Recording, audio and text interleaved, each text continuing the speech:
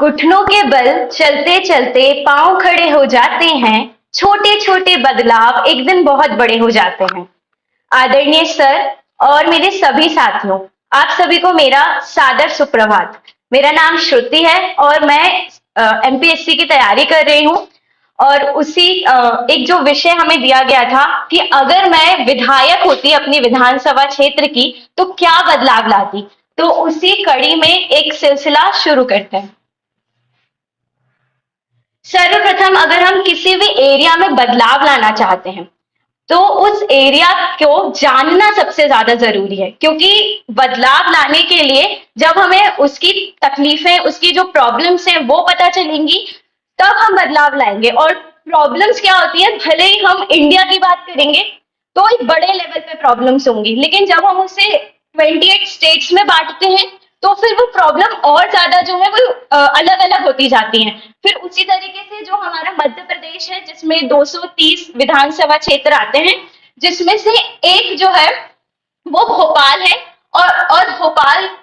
जो है वो 7 विधानसभा क्षेत्रों में बटा हुआ है, जिसमें से अभी हमारा जो मेजर फोकस होगा वो 154 होगा। जैसा साक्षी ने कहा कि अगर हम एक एरिया की डेवलपमेंट करते हैं तो वो स्टेट का डेवलपमेंट में हेल्प करता है, और जब स्टेट का डेवलपमेंट होता है तो वो कंट्री के डेवलपमेंट में हेल्प करता है। तो सबसे पहले जो गोविंदपुरा क्षेत्र है उसमें गोविंदपुरा में आपका भेल टाउनशिप, इंद्रपुरी और अयोध्या बाईपास, पिपलानी, बरखेड़ा, ये सारे जो रीजन है आपने बहुत ज्यादा सुने होंगे क्योंकि हम सब यहीं रहकर प्रिपरेशन कर रहे हैं, तो वो आ जाते हैं।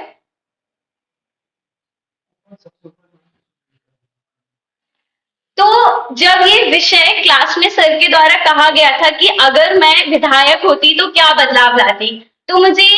आज से करीबन 1 साल पहले एक संस्थान है मंथन फाउंडेशन, जो कि काफी सेवा कर रहा है समाज की, उसमें एक इंटर्नशिप करने का मौका मिला था। और क्योंकि मुझे ग्राउंड वर्क करने में बहुत ज्यादा दिलचस्पी है, लोगों की समस्याओं को उनसे जानने में, तो उनके द्वारा एक रामनगर बस्ती में सर्वे किया जा रहा था जिसकी मैं भागीदार बनी थी, और जहां हमने करीबन 105 परिवारों से बातचीत की थी।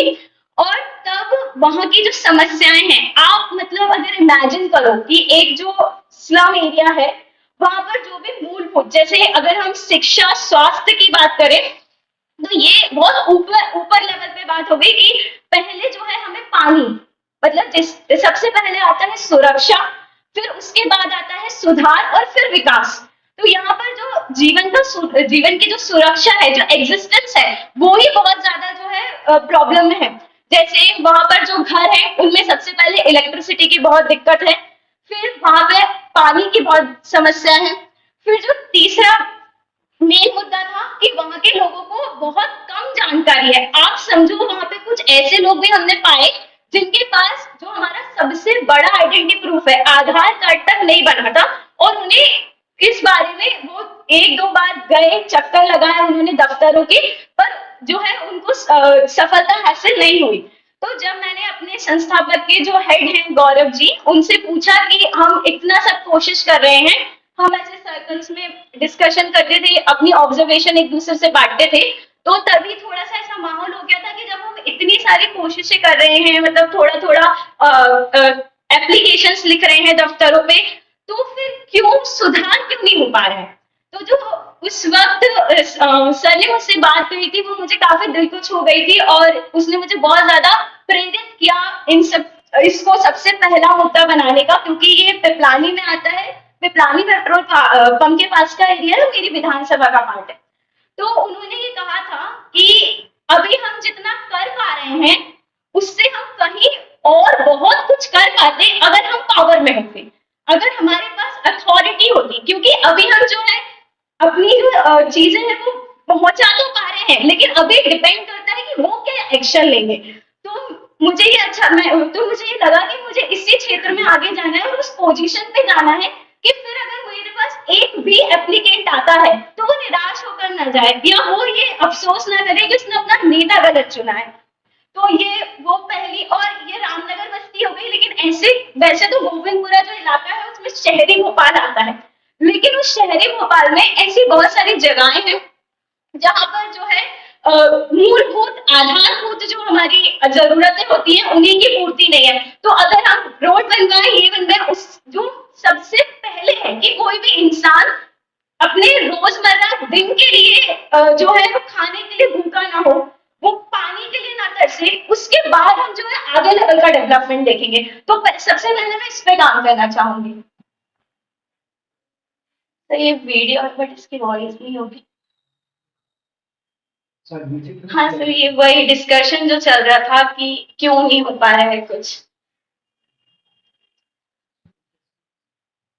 सर दूसरी बहुत बड़ी समस्या, अगर आप नव दुनिया या फिर दैनिक भास्कर कोई भी अखबार पढ़े तो हफ्ते में आप 2-3 दिन ऐसी फ्रंट पेज पे या दूसरे तीसरे पेज पे खबर देखेंगे कि आए दिन जो है भोपाल में जाम लगता रहता है। और ये एक जो प्रॉब्लम है वो इसलिए और ज्यादा हाईलाइट हो जाती है कि यहाँ की पॉपुलेशन और इलाकों के मामले में इतनी नहीं है, लेकिन फिर भी यहाँ पर ऐसी समस्या, जो वो समस्या दिल्ली जैसे क्षेत्रों में उत्पन्न होनी चाहिए, वो यहाँ उत्पन्न क्यों हो रही है। तो इसके सबसे पहले कुछ कारण है, उन कारण के सल्यूशन, हम सल्यूशन कैसे आ सकते हैं हम उस पर बात करेंगे। तो सबसे पहले मैंने अपने इलाके के 3 ऐसे एरिया उठाए हैं जहां से अगर आप गाड़ी लेके जाएंगे तो जो आप 10 मिनट में पहुंच सकते हैं, वहां पे आपको 15 मिनट या 20 मिनट तक लग सकता है। तो जैसे आप बरखेड़ा से गुजरेंगे तो ऐसा ऐसा आपको अनुभव मिलेगा। बाग से बनिया, क्योंकि ये मेरा क्षेत्र है, मतलब इसके जस्ट पीछे वाली कॉलोनी में घर है, तो यहाँ से मेरा रोज 3-4 बार आना जाना होता है। तो वो एक क्षेत्र हो गया। और एक जो है ये पिपलानी का क्षेत्र, यहाँ पर भी जो है ट्रैफिक जाम आपको अधिकतर देखने को मिलेगा। सबसे पहले जब हम प्रॉब्लम उठाएंगे तो निजी वाहनों की अधिक संख्या। अब ये बहुत ही ज्यादा कौतूहल की बात है कि हमारी जो जनसंख्या है वो अगर 2011 के हिसाब से देखें तो 20 से 23 लाख के बीच में आती है। लेकिन दैनिक भास्कर ने जो अपनी रिपोर्ट पब्लिश करी थी उन्होंने ये बताया था कि जो 2 लाख लोग हैं आपके, वो ही मात्र पब्लिक ट्रांसपोर्ट यूज कर रहे हैं, और बाकी जो 80% लोग हैं वो प्राइवेट जो है व्हीकल्स यूज कर रहे हैं। अब इसको कैसे कम किया जा सकता है उस पर हम जब डिस्कस करेंगे तब बात करेंगे। जो दूसरी बड़ी समस्या है वो पतली गलियां। ये जो बाग से बनिया इलाका है इसमें आप खुद ही देख सकते हैं कि जो गलियां हैं वो कितनी पतली हैं। और फिर जब संडे को यहाँ पे हाट लगता है तो यहाँ पे क्या होता है कि रोड के इस साइड भी आपको ठेले नजर आएंगे और इस साइड भी ठेले नजर आएंगे, जिससे पतली गली और भी ज्यादा सकरी होती जाती है। और फिर जो गाड़ियां होती हैं वो पूरी तरीके से जो कतार में जम जाती है। फिर जब हम अपनी तीसरी मोस्ट इम्पोर्टेंट देखते हैं तो वैकल्पिक मार्गों का अभाव। जो पंजाब, अगर आपने सुना होगा कि अगर इंडिया में कोई एक ऐसा स्टेट जो सबसे ज्यादा अपने उसके लिए जाना जाता है रोड की क्वालिटी के लिए, तो वो पंजाब है। तो वहां से हम बहुत सारी चीजें जो है वो उठा सकते हैं कि अब अगर ये बाग से बनिया का क्षेत्र देख लीजिए, अगर यहाँ पर इतनी कतारें हैं, अगर यहाँ के पीछे से कोई रोड निकाल दी जाए तो लोग डिवाइड हो जाएंगे, जिससे क्या होगा कि और दूसरी रोड आ जाएगी। तो एक जो एक जो रोड है उस पे जो इतना ज्यादा भार है वो कम हो जाएगा, और भार कम होने से जाम अपने आप जो है वो कम हो जाएगा। अब मैं क्या समाधान लाऊंगी, तो सार्वजनिक परिवहन का उपयोग। अब क्या है, मैंने जो ग्रेजुएशन अपनी की थी तो वो दिल्ली से की थी, तो वहां पे मुझे 1.5 साल का जो है वो एक्सपीरियंस मिला था कि मैं वहां की जो भी अर्थव्यवस्था हो गई, वहां की जो सामाजिक कंडीशंस हैं, या वहां पे क्या पॉलिसीज हैं, फिर उसके इफेक्ट को खुद एक्सपीरियंस करने का जो मौका मिला था। तो जो एक बात अगर मुझसे कोई पूछता है कि अगर आप दिल्ली में वो कौन सी चीज है जो आप यहाँ पर लाना चाहते हो, तो मैं ट्रांसपोर्ट का मुद्दा जरूर उठाती हूँ, क्योंकि मैंने खुद अनुभव किया था। जो मेरा कॉलेज था वो एक कॉलोनी, मतलब मेरा जो पीजी था वो एक कॉलोनी में था, और जो कॉलेज था वो काफी दूर था। लेकिन जो रोड कनेक्टिविटी थी, एक कॉलोनी में भी आपको ई रिक्शा तुरंत मिल जाते थे। तो मैं चाहती हूँ कि तो मैं ये चाह रही हूँ कि जैसे जो भी बस स्टॉप्स हैं आपके, अगर मैं अपना खुद का एक्सपीरियंस शेयर करना चाहूंगी कि जैसे मैं राजा भोज के अंदर एक प्रियदर्शनी कॉलोनी है, वहां की निवासी हूँ। मेरे जो सबसे पास का बस स्टॉप है वो राजा भोज बस स्टॉप है, और उस प्रियदर्शनी से राजा भोज जाने में मुझे जितना वक्त लगता है, क्योंकि उनके बीच में कोई पब्लिक साधन नहीं है, मतलब या तो आप कोई आपको छोड़ने जाए, आप खुद के व्हीकल से जाओ, तो फिर से वो जो है पब्लिक प्राइवेट व्हीकल बीच में आएगा। उसके बाद में जाके जो है पब्लिक ट्रांसपोर्ट यूज कर पाऊंगी, तो टाइम मेरा जितना वहां से बस से जाने में हुआ उतने ही पैदल, तो मतलब जो मैं वहां तक 13 मिनट में कर सकती हूँ, मुझे 40 मिनट लगेगा। और वही एक इशू है जो मुझे प्राइवेट साधन यूज करने के लिए मजबूर कर देता है। तो मैं इस पे काम करना चाहूंगी कि आपके ई रिक्शा हो गए या कोई भी ऐसी सरकारी वाहन जो आपके बस स्टॉप तक आपको कनेक्टिविटी प्रोवाइड करे। जो एक दैनिक भास्कर ने भी कहा था कि अगर डोर टू डोर कनेक्टिविटी बढ़ा दी जाए तो जो है पब्लिक ट्रांसपोर्ट की उन्नति का लेवल अलग होगा भोपाल में। नेक्स्ट जो है चौड़ी सड़क विकसित करना, तो मोस्ट एग्जाम्पल ये है कि यहाँ पे अगर आप देख रहे होंगे कि ये जो जाम लग क्यों रहा है, क्योंकि यहाँ पे ठेले लग रहे हैं और रोड पहले से भी पतली है। तो अगर हम इसको एक ऑर्गेनाइज तरीके से मंडी का कोई एरिया प्रोवाइड कर दें और यहाँ से जो है इनके ठेले कहीं और लग जाए, तो 2 गुना लाभ होगा। पहले तो ये एरिया जो है वो चौड़ा हो जाएगा, और दूसरा जो ये होगा कि इन लोगों को भी ऑर्गेनाइज तरीके से एक जो है सही माध्यम से अपनी जीविका चलाने का एक बेहतर उपाय मिल जाएगा। और जो तीसरी है तो वैकल्पिक सड़कों, तो मैंने वही बात की थी कि अगर हम यहाँ आगे पीछे से जो ट्रांसपोर्ट एक्सपर्ट्स हैं उनको बुला के मीटिंग कर सकते हैं, उनसे सुझाव ले सकते हैं, और जो इंटरनेशनल लेवल पे या हमारी कंट्री में जो मॉडल्स यूज किए गए हैं अगर हम उनसे प्रेरणा ले सकते हैं तो हम यहाँ बहुत बदलाव ला सकते हैं। तीसरा मुद्दा शिक्षा। शिक्षा एक ऐसा मुद्दा है जिससे मैं खुद बहुत ज्यादा जो है उससे जुड़ी हुई हूँ, क्योंकि शिक्षा वो सीढ़ी है जो विकास का द्वार खोलती है। तो क्लास 7 की बात है, जब मैं केवी की स्टूडेंट हूँ और वहां पर एक प्रोग्राम होता है कि आपको सोशल साइंस में सोशल इश्यूज पे प्रोजेक्ट सबमिट करना होता है। तो इस दौरान एक म्यूजियम स्कूल नाम की संस्था है जो शिवानी घोष मैम चलाती हैं, तो मैं उससे क्लास 7 से जुड़ी थी। और फिर जो है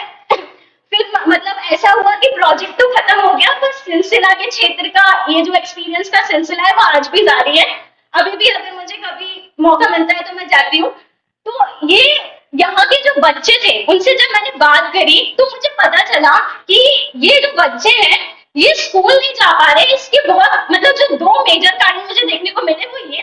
कि अगर ये प्राइवेट पब्लिक स्कूल जाते हैं, जैसे आपने गोविंदपुरा में शासकीय करना मिल जाएगा, एक ये मेरे एरिया के जस्ट पास में जो है वो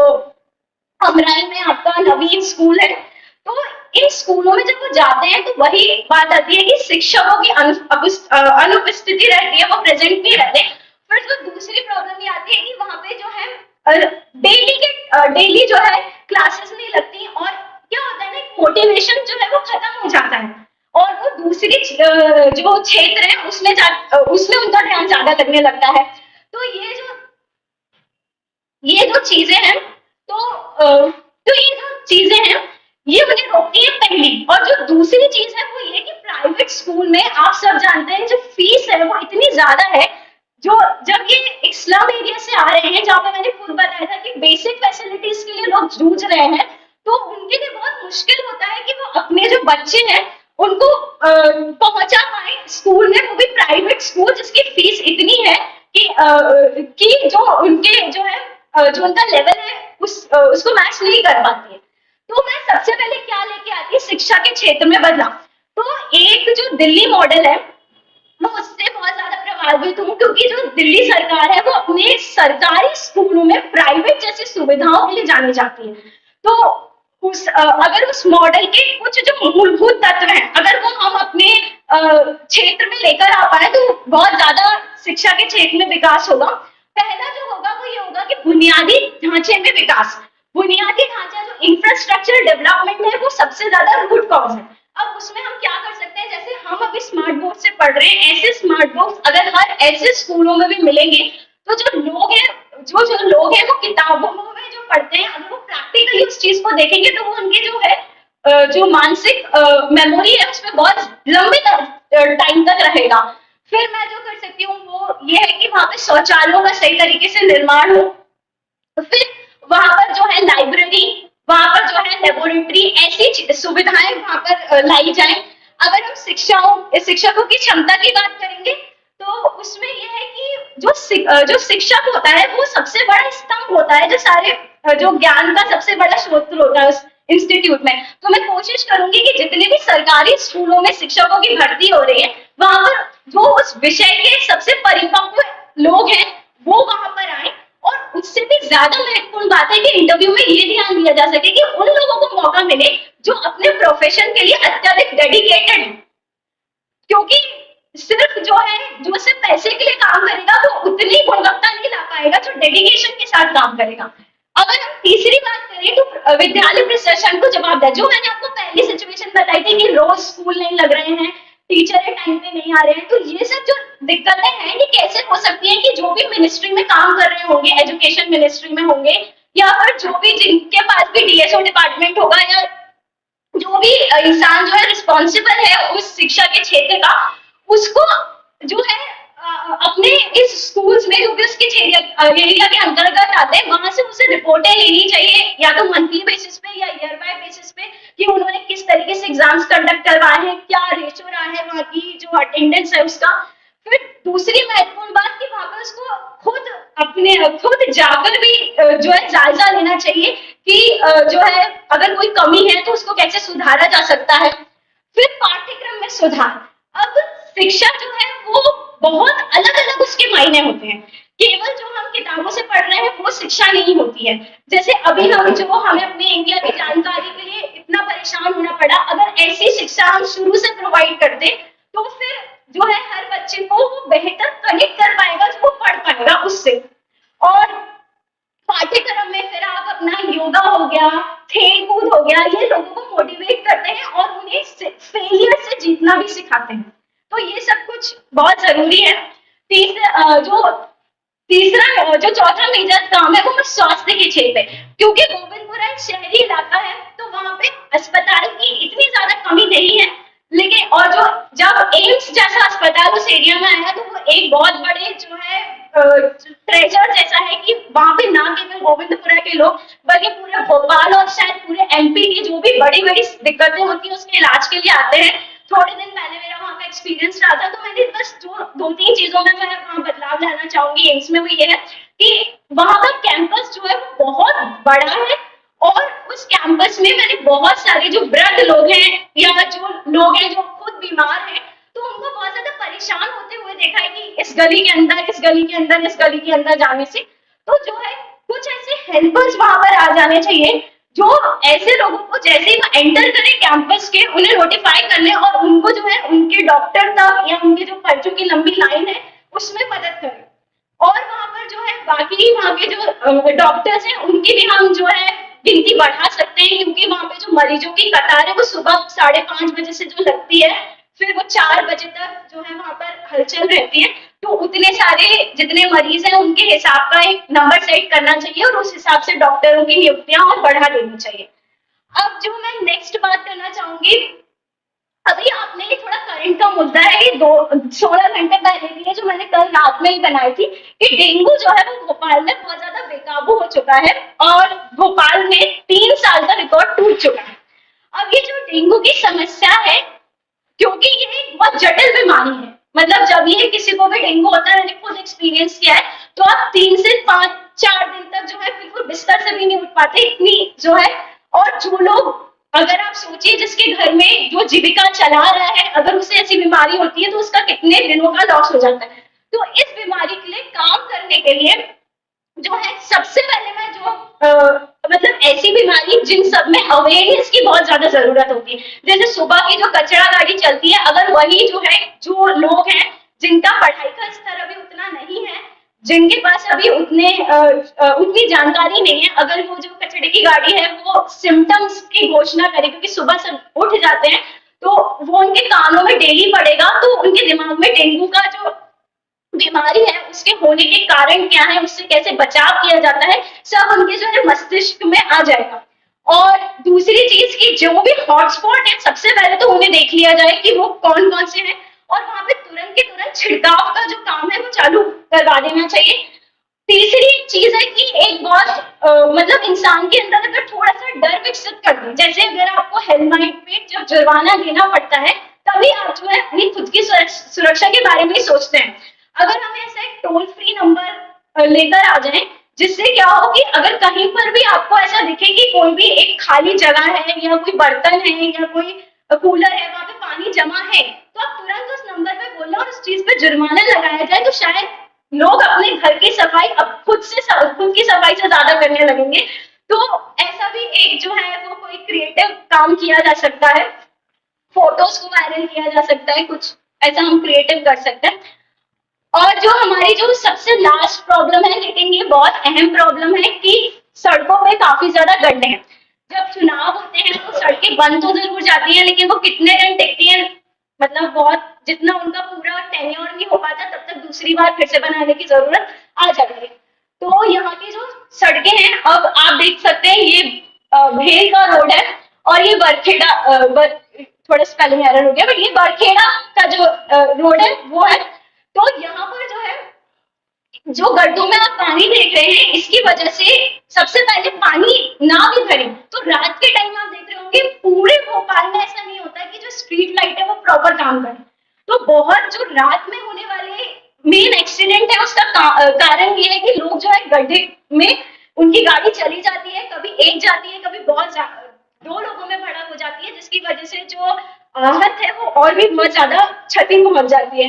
फिर उसके बाद आप ये भी देख सकते हैं, अभी की बात है कि भोपाल में जो है 8% बढ़ोतरी हुई है। तो इसमें सबसे पहले मैं क्या जो है सुधार लेकर आती, तो मैं ये देखती कि जैसा अभी किसी ने कहा भी था कि जो सड़कें बना रहे हैं उसके